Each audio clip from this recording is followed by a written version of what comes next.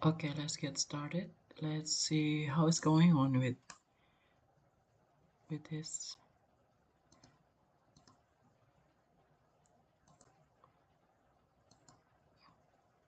Put in a new. Let's get started. Let's first the artboard. Let's see how it's going on. Like we gotta make it rectangular, and you can change the degrees. If 14, 15 degrees. Good. You can click the direct selection. Click what you spot, like corner that you can take to rectangular. Nice. You get along this, and at the same time you can push the rotate.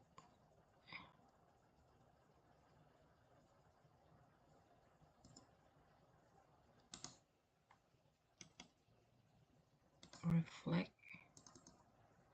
and then copy.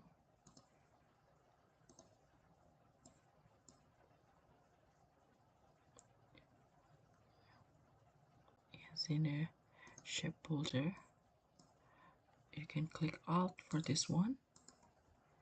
Nice. And you can change the border, and then you can coloring this guy as red, and then it's ready.